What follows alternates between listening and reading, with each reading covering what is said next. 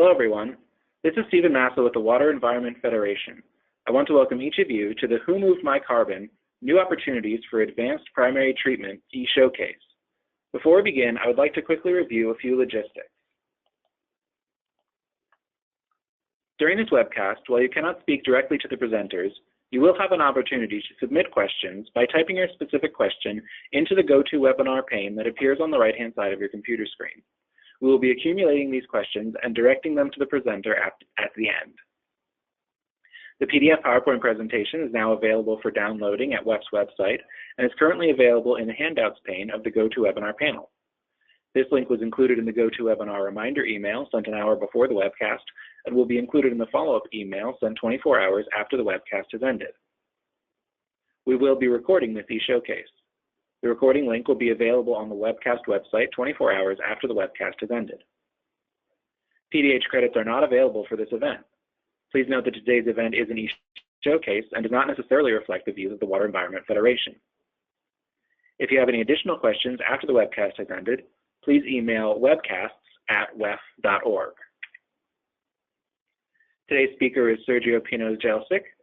Sergio is Sales Manager for Biological Process Equipment at Evoqua. Sergio, I'll hand it over to you. Thank you, Stephen. Welcome everybody to this webinar. As I have here in my bio, I have passion for water, but also passion for music. I played at Jamming for Water at WEFTEC last year. I play congas and bongos, and I hope to see everybody in the industry in New Orleans this year. So anyway, getting to the specific of this webinar, we are going to talk about primary treatment.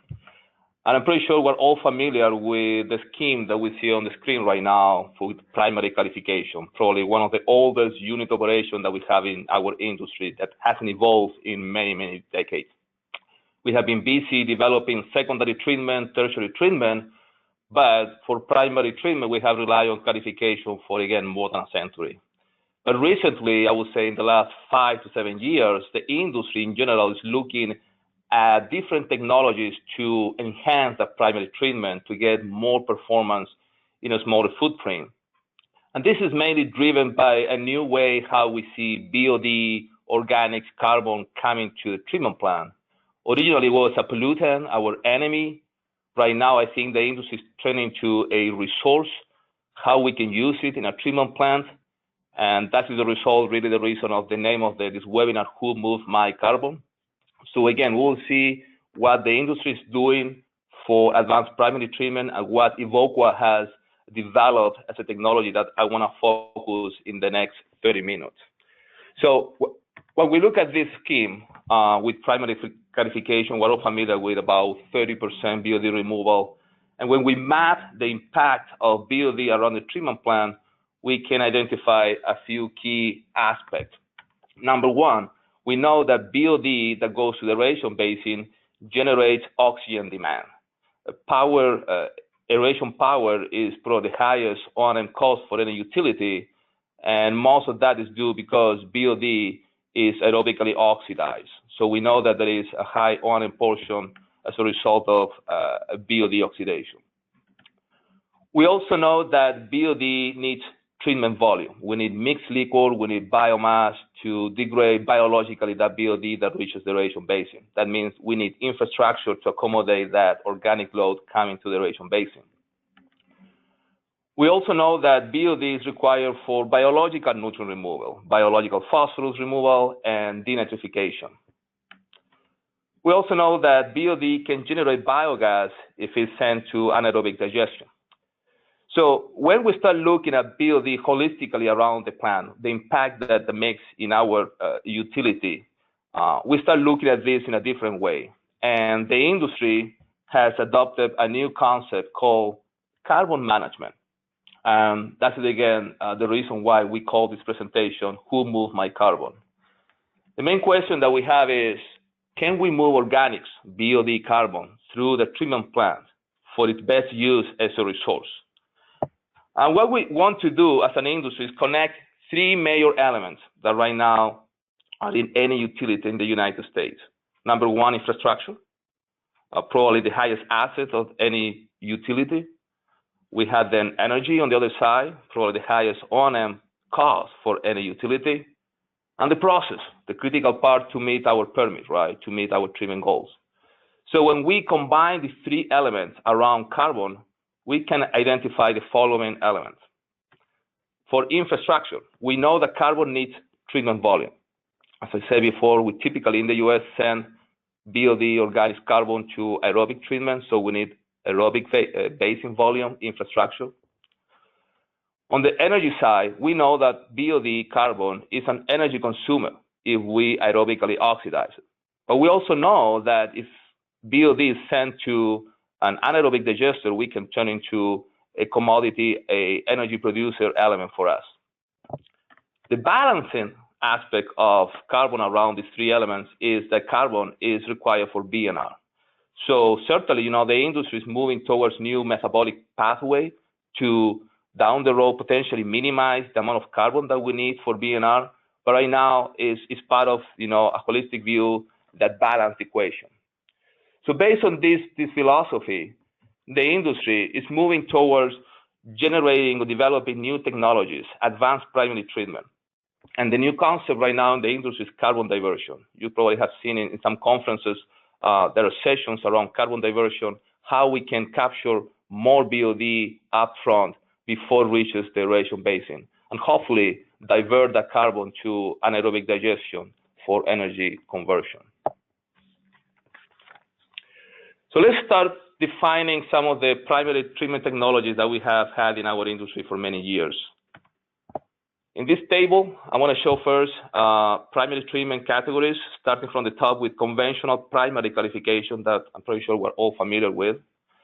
Then we move to three types of enhancement. The number one is here chemical enhanced primary clarification.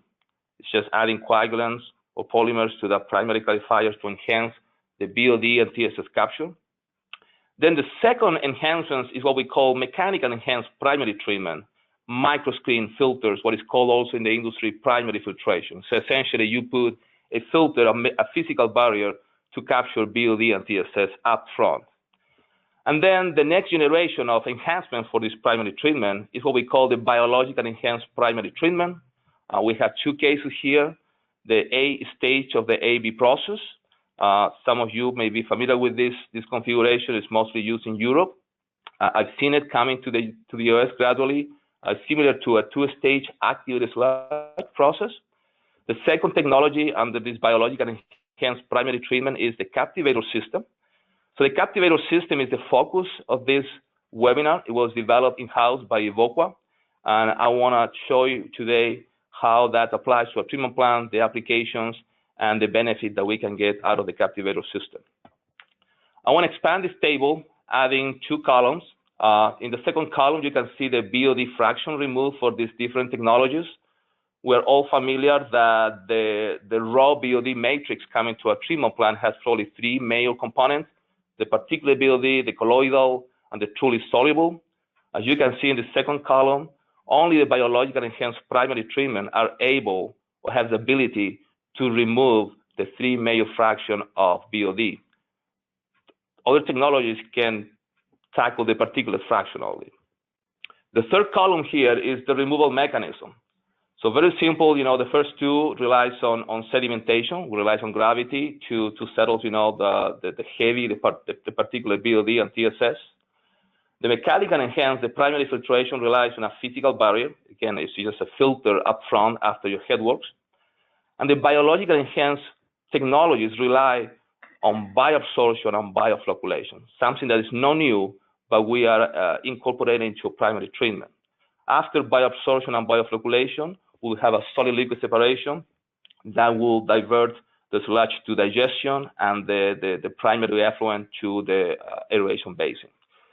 So again, we want to talk about the Captivator System. I want to describe bioabsorption, bioflocculation applications, the sweet spot for this technology, show you the development as well, the history behind this. And before we jump and dive into Captivator, I just want to show you a little bit from a performance perspective, a comparison between the conventional primary clarification that we are all familiar with and what Captivator can do for you. So BOD removal, TSS removal, the typical, performance that we get out of primary treatment, BOD, TSS capture. You can see here the primary clarifiers typically, in a 25–30% BOD capture. Captivator almost double that. TSS removal for primary clarifiers in the 50% range. With Captivator, we get into probably 70–80% range. All this is due to this concept I mentioned before, bioabsorption, bioflocculation. This is done in a very small footprint, and again, I think brings new opportunities to the industry, especially with the drivers that we have right now in terms of using the existing infrastructure and performance-based contracts that I see will start getting momentum in the industry. So Captivator, advanced primary treatment. How the technology looks like, how we can implement it in a treatment plant. This is a simple conceptual schematic that we have. As I say, Captivator is a primary treatment, so will be always located upstream of your activated sludge process. Can be working in lieu of primary clarifiers, in parallel with clarifiers. There are many configurations that we can adapt, treating the whole influent flow, a portion of that. But what I want you to pay attention here is how we configure the technology within a treatment plant. So the first thing that we do, because it's a biological enhanced primary treatment, we bring biology. And the way how we do this is we bring your waste activated sludge from your secondary treatment. Your WAS is, it's an amount pounds per day that will depend on your SRT, your treatment goals. Typically, we send WAS to thickener and then to the solid handling process train. But in the case of Captivator, we want to bring it up front to blend it with the influent. That raw BOD is coming into the treatment plant after the headworks. And we want to put it in contact with a little bit of aeration to promote bioflocculation, bioabsorption. The idea is that these WAS act as sponges, if you will. And we want to enrich this biomass, this biological flux, with raw BOD through bioabsorption. After that contact period, again, that WAS gets all soaked in with BOD. We're going to go through a solid liquid separation. And this is kind of the most innovative part of the technology.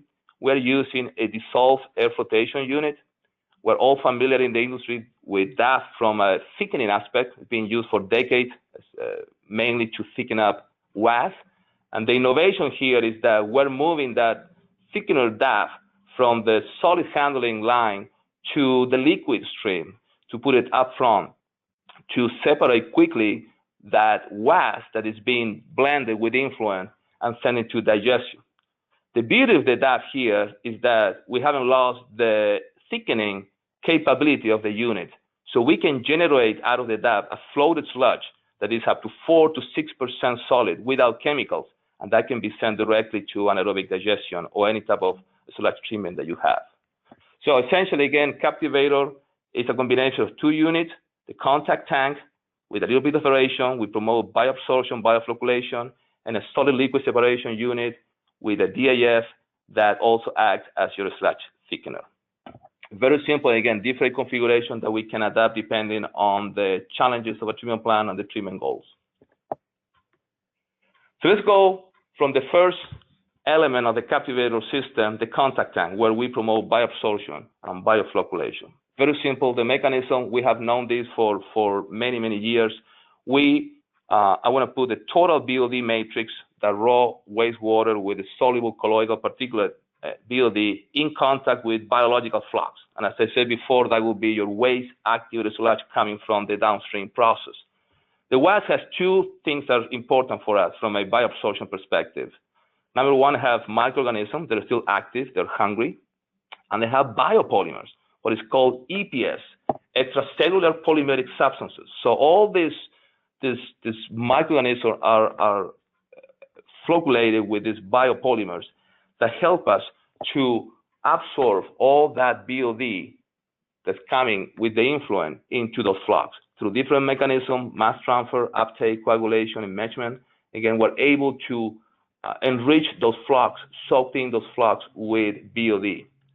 All this is done in a very short HRT, retention time of about 20 to 40 minutes, and mild aeration. We just put a little bit of aeration, maybe a deal of 1 milligrams per liter, to just reactivate this waste and promote this bioabsorption, this mass transfer process.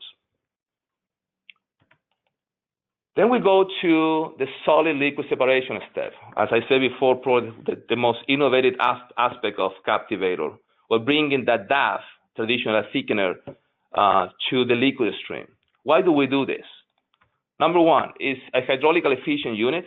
It's up to 5 times smaller footprint than primary clarifiers, so we can fit within primary clarifiers, or for brand new plants, we can build a Captivator in a fraction of the footprint that you will need for primary clarifiers. Also, we can move the sludge pretty quickly. The idea is to move carbon quickly where we need it as a resource. So we can rapidly transport that waste that is soaked in with BOD quickly to digester. The other element I didn't include here is that it's an odor-free treatment. Sometimes we get concerned about primary clarifiers going septic. With the DAF, you will never go septic. So it's another benefit that we have from the DAF. Another good element about DAF is the thickening aspect. I mentioned that we are not losing the thickening capability of that unit. So we can get up to 4 to 6% solid without chemicals, without polymers. This is just using the biopolymers presence in the waste. That means that we don't need any additional thickeners. The flow sludge can go directly from the Captivator DAF to anaerobic digestion on any sludge handling treatment train that you may have. Additionally, and we're doing more research on this, we see potentially, a protective barrier for downstream processes. We know that the DAF can remove grit, acting as a grit aerated chamber, if you will. Grit will settle in the DAF, and we can remove that. And also, we can remove FOGs, float. So that FOG, we want that in the anaerobic digester, not in the aerobic basin. So again, potentially, a protective barrier for downstream processes. So 2 processes that are part of Captivator, the contact tank, followed by the DAF. All conventional technologies being deployed in an innovative way for treatment plants. So let's see now the impacts on downstream processes. Any primary treatment offer us a unique platform to touch downstream processes, right? So the first one that we will see is the impact on aeration basins. As we remove more BOD, TSS, again, in the 50% BOD removal, 70% TSS removal, all that is being diverted, not reaching the activated sludge. The main impact is that we reduce the aeration energy. By how much? It will be proportional to the BOD removal, of course. But that is a big impact in terms of O&M costs or O&M savings for a treatment plant. The second aspect is we need now a smaller aeration basin. I don't need to accommodate mixed liquid in the aeration basin to treat that BOD that we're going to be diverting to digestion. For new plants or existing plants, we can free up bioreactor volume. So we have to increase capacity in a treatment plant where Captivator offers that opportunity. Again, we're diverting that BOD, leaving more room in the bioreactor, in the activated sludge process to treat more. Less mixed liquid. As we drop the BOD and TSS load to the aeration basin, the mixed liquid will drop, and that means less load to the secondary clarifiers. That can be positive, especially if you have high hydraulic peaking factors. Also will be positive for MBR plants, that we can reduce the solid load going to the membranes. So again, another positive impact that you have when you reduce the BOD and TSS load going to the aeration basin. And as I said before, right, there is a balancing act with how much BOD we can remove upfront. There are design considerations for denitrification and biological P. As I said before, we don't have to treat the entire inflow and flow. There are configurations where we can treat just a portion of that, bypassing the rest if we decide that more carbon is required to meet a TN or total phosphorus limit, biologically speaking. Let's move now to the anaerobic digester, the solid handling, right? How can we impact that process with Captivator? We're sending more raw BOD to digestion. That makes a big difference when we talk about biogas. We want to generate more biogas. Again, how much is proportional, how much raw BOD we can bring. but in general, I would say about 40% more biogas would be expected. We're also sending less waste to digester, and this is very important here from a biogas production. If we send less BOD to the aeration basin, that means I will generate less waste, less secondary sludge. That's the most complex sludge to digest. The cell walls are tough.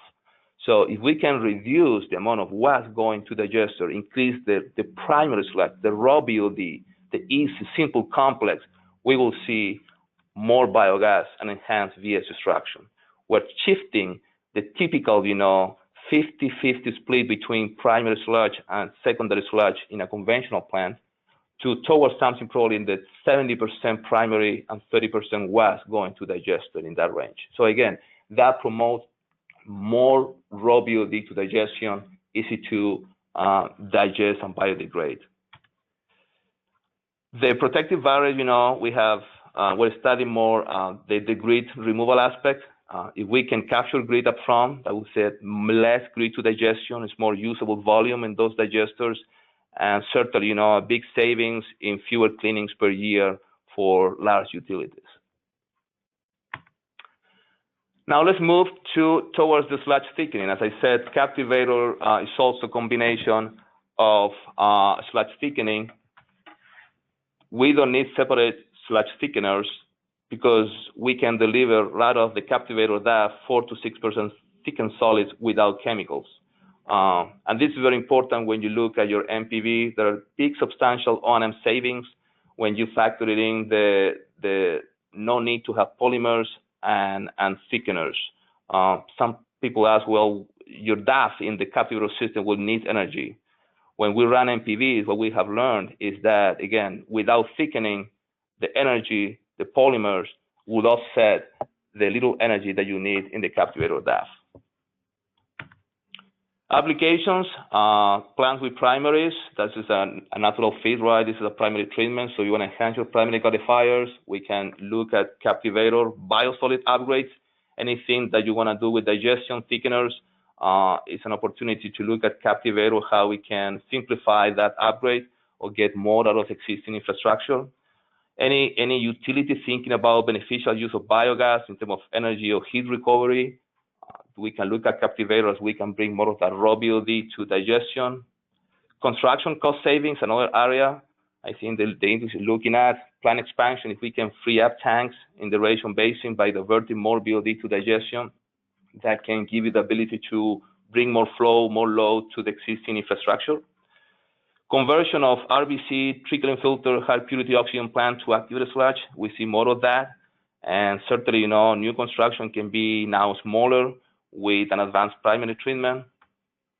Grid and FOG issues, high energy costs, ESCO projects, any project that has high energy costs will have a big benefit if you can shift the energy balance in your treatment plant by turning more energy than consuming. And high BOD load, of course, industrial application is another potential, for Captivator.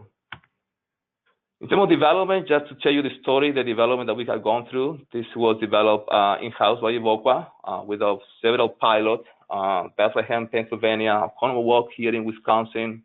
But the big study that we did in 2012 and 13 was a big R&D effort in Singapore, where we literally built mini treatment plants, one with primary clarifier, one with Captivator.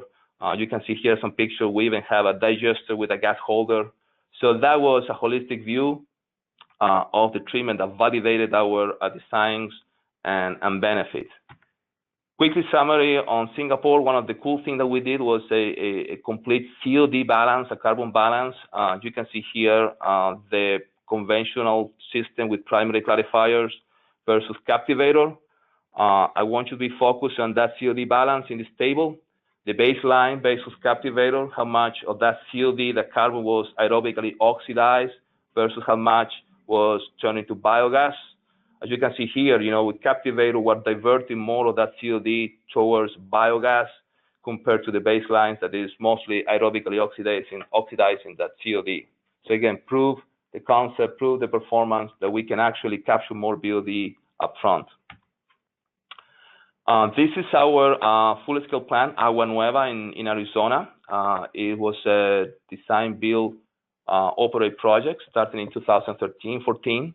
You can see here in this picture, we have the activated sludge process, 4 secondary clarifiers with filters and disinfection, and that small building up front is the Captivator System. Again, it's the primary unit. It combines grit removal, primary dust clarification, and sludge thickening in a single unit process.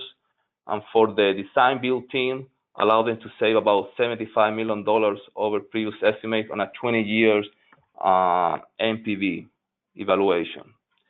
So this is our it's our full scale plan. It's open for tours. Some data from here. You can see here soluble BOD close to 30%, total BOD removal 50%, TSS 66%.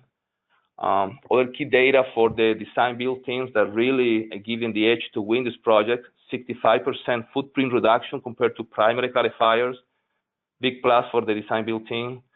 35% reduction in aeration volume, 30% less diffusers, 30% smaller blowers, and no separate sludge thickeners. So again, substantial benefit early on to secure the project for this team, but also the performance has proven the Captivator is doing what everybody was expecting. Demonstration program, just to kind of wrap up this webinar, we have a pilot unit. It's actually a demonstration unit. It's a 200 gallons per minute, GP, per day, not per minute, 0.3 MGD. This is available to demonstrate the technology with different configurations. So again, this will be available to go to your treatment plant, to your project, and take a first look of the Captivator system. We also have bench tests, just to go the first time and do something at the lab where we simulate the contact tank, very simple, WAS, raw, BOD, some aeration mixing, and then we simulate the DAF with a pressurized system. And as you can see here, we want to take the underflow and the floater sludge will go to some further tests. This is also available to get a feasibility study of your treatment plant and some expectation in terms of performance. Here is some data from a biochemical methane potential. So essentially, it's how much methane you can get per unit of volatile substance. There are 3 key sludges here. The WAS, as I said before, the most complex organics, yielding the least amount of methane per gram of volatile matter. And on the other side of the spectrum, primary sludge, the most easy compound to digest, as you can see here, in terms of how much methane per gram of volatile matter they can generate. And in the middle is the floater sludge, and you can see it's closer to the primary sludge, and that's because we're shifting the typical ratio of primary to WAS going to digestion. The more primary sludge that we can bring compared to WAS, the more digestible the sludge will be. That means we can yield more methane per gram of sludge, if you will. So these are tests that we can conduct as well to validate the technology from an anaerobic digestion perspective. My takeaways for this presentation: who moved my carbon? As I said, advanced primary treatment is a focus right now in the industry. It's part of carbon management, a new holistic view that connects energy, infrastructure, and process. Captivator is a biologically enhanced primary treatment combined with sludge thickening and with the ability to remove grit and FOGs. It's up to 5 times more than primary clarifiers. In terms of opportunities, we have less aeration energy, more biogas production, so we're shifting the energy balance of a treatment plant. Construction cost savings are also expected for plant expansions. Again, we're looking at the infrastructure aspect as well. We deliver thickened sludge without chemicals, big impact in your O&M cost. Grit and FOGs issues, from a protective barrier perspective. And as I said before, we have a pilot unit available, the bench stays available. I'm confident the industry is moving in this direction. There is a lot of attention right now, after decades probably looking at secondary and tertiary treatment. Now we're looking at how we can enhance that primary treatment to realize more opportunities for our industry. So with that, I will open up for questions. Yep, we've got a couple questions. Okay, I'm here with Mike Doyle, by the way, who is our process engineer, very instrumental to the development of Captivator. So first question is a good one. Can you explain what is the difference between Captivator mechanism and high rate contact stabilization? It seems that they're operating under the same mechanism. yeah, do you want to explain that? Yeah. Well, in fact, that's a good observation. There is a similar mechanism, the one of biosorption, bioflocculation. The difference is in the Captivator process, we send only WAS to the front of the plant. In contact stabilization, you have RAS, so a much higher concentration of mixed liquor in a contact stabilization process. And that sludge then is stabilized in a separate tank in which we apply air and burn up the BOD. In this case, we only have WAS, much more limited amount of biomass, and it acts as we get some bioabsorption, but really a lot of coagulation, I would say, and enmeshment, and then that mass is wasted out of our system. So there is a similar mechanism, but much different mixed liquor or biosolids to raw solids ratio. Mm-hmm.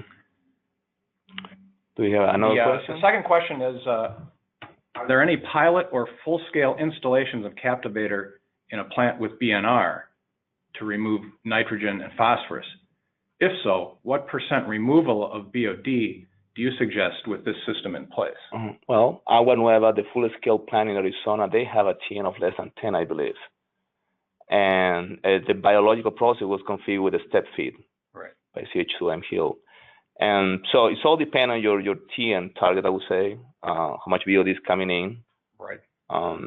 Certainly, you know, we see in the industry right now a big advancement towards a new metabolic pathway with, you know, nitrite shunt, anomox that down the road I think will help, will really unleash the potential for advanced primary treatment. Did I answer? Yeah, you touched on it, but I think there's a very critical carbon balance that has to be maintained, and the biological system really determines how much carbon you need. So Captivator can take out whatever is amenable or functional to your downstream activated sludge system, whether it's an MLE process or a modified UCT. You know, are you looking for nitrogen and phosphorus or just nitrogen? So I think you can fine tune Captivator for the carbon, but the activated sludge system determines really how much carbon you need. And as I said before, we don't have to treat, you know, 100% of the flow coming in. There are cases where we configure to treat a split flow, 50%, let's say, and bypass the rest. Right. A couple more questions coming in. How many full-scale installations of this technology so far? We have one, the one that I showed before, Pima County. There are a couple of others that are in design right now. So yeah, the very first one is a 32 MGD plant, so it's a big dot in the map for us. A good lesson learned for sure. A good collaboration with the DB team at that time. Yeah, the second question was really from the same person, and the follow-on you addressed that was, what are the sizes of these plants? So you answered that. Care to speak at all about what we think might be a sweet spot for the technology? Actually, well, in terms of the application, right? Certainly, you know, what we need is WAS to complete the bioabsorption, bioflocculation. Sweet spot, I would say, you know, anything that right now has primary treatment that we can quickly, you know, enhance that primary treatment, any size. Anything that is related to infrastructure in terms of plant expansion, right? If you had to bring more load to an aeration basin and you're already at design capacity, essentially, by diverting more BOD up front, you can free up some bioreactor volume. I would say that's another key aspect. The protective barrier, I think, is very interesting. We're doing more research on that. We are learning from our full-scale plant, you know, how important it is to, you know, remove FOGs up front, grit. That first plant actually has a very interesting design. The contact tank that was designed as an actual grit, you know, aerated grit chamber. So at Pima County, Agua Nueva plant, they're actually removing grit within Captivator all combined. So we're definitely doing more research on that. Yeah. Again, a question, do we have data available from the Agua Nueva plant? And yes, we do. Yes. So here is my phone number, my email, and we will get all the contacts so we can share more historical data in terms of TSS removal, BOD, soluble BOD as well. So just maybe shoot me an email, call me, or I guess we can get those names and I can address those. But certainly we have data. We can visit the plant as well. We are actually presenting a good paper at the Biosolid conference, the Residual and Biosolid conference in May 15th, I believe. Correct. So if you guys are attending that conference in Phoenix, Arizona in the next 3 weeks, you can attend that paper. Actually, Mike Dodd will be presenting that. All right. Some more good questions continue to roll in. I think you addressed what were the lessons learned at the Agua Nueva facility. What happens to the underflow from the DAF? If it is grit, it will not go to anaerobic digestion. Generally, DAF has higher detention time, and therefore, do you observe higher organic material in the underflow or the grit compared to standalone grit chamber? It's a good question. I don't think so. I mean, for us, the retention time will be short in a DAF, right? Because we use high loading rate. Yeah. And we expect that grit from the underflow to go to how you handle your headworks, I would say, your screenings, right? I wouldn't send that to digestion at all. And most of the solids are floated, so right. There's very little settling that occurs. Right. Let's see. What BOD, COD removal can we get in industrial refinery applications with Captivator? Any installations in refineries? Oh, that's a very good question. Yeah. Certainly, our experience with the municipal market, domestic wastewater, but we want to get into the food and beverage industry, and refinery is something interesting. As long as we have the WAS, that is vital, right, to bioabsorb BOD, we have the right amount. The WAS, but I think also because we're really removing largely particulate, it really, the makeup of the BOD, as far as whether it's suspended or whether it's soluble, makes a big difference. If it's purely soluble, I don't think the process has as much of an application. You're really limited as far as how much bioabsorption, pure bioabsorption you can do or uptake. And certainly, this bench test can help us. We can easily do that in half day, go to your site and run a quick bench test to get an idea of how much, BOD, TSS removal we can get through the process. Yeah.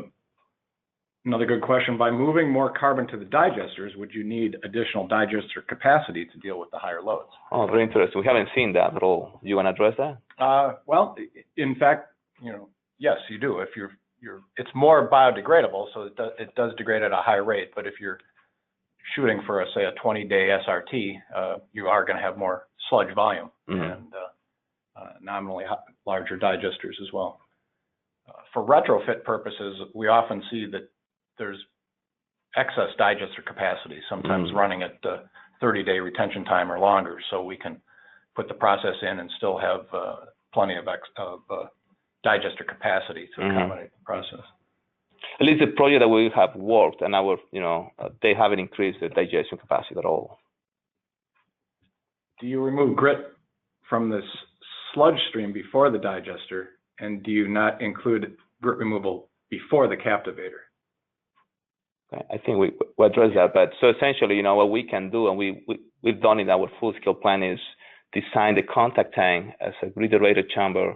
The DAF underflow will run it occasionally to remove grit, and certainly we don't want to send that to digester. Right. Did I address the question correctly? Yeah. I think so. Yeah. Okay. But do you need a bigger DAF tank as you're putting more flow to it with the influent and WAS combined? Yeah, well, we have our design criteria. We usually will have multiple units, okay? So, for instance, the Pima County project, 32 MGD, they have 6 DAF, right? It's a 5+1 configuration, so they have one standby.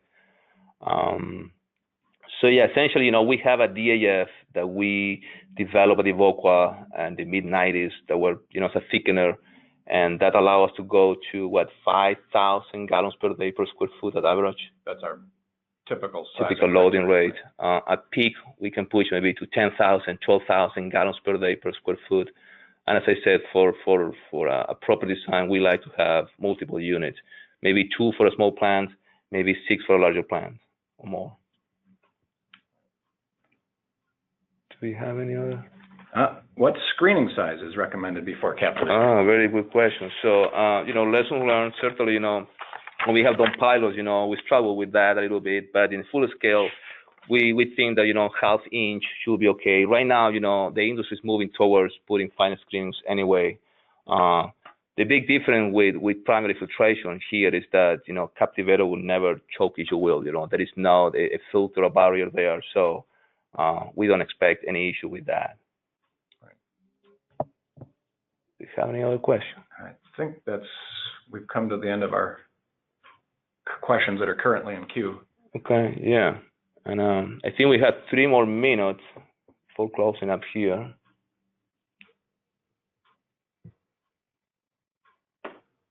Yeah, I think we've answered pretty much everything. So, all right, I think we finished on time. I want to appreciate everybody's, participation today. I hope we conveyed a good webinar to you guys. It's an innovative technology. I think the industry in general is looking at this, and we hope in the years to come there will be more opportunities for advanced primary treatment. As I said before, for decades we have been focusing on secondary, tertiary treatment. A lot of good stuff there, but now because of the new vision of a treatment plant as a resource recovery facility, the industry, the consultings, the utilities, certainly technology providers are looking at what else we can do to come out with new technologies that can enhance the BOD TSS capture upfront, and start looking at BOD not as a pollutant, but as a resource for us. So. Again, I want to thank everybody, and we'll follow up with any other question, or if you need more data, more information, here is my contact information, and feel free to attend the paper that Mike will give in Phoenix, May 15th at the Biosolid Conference. Thank you very much. Have a great day.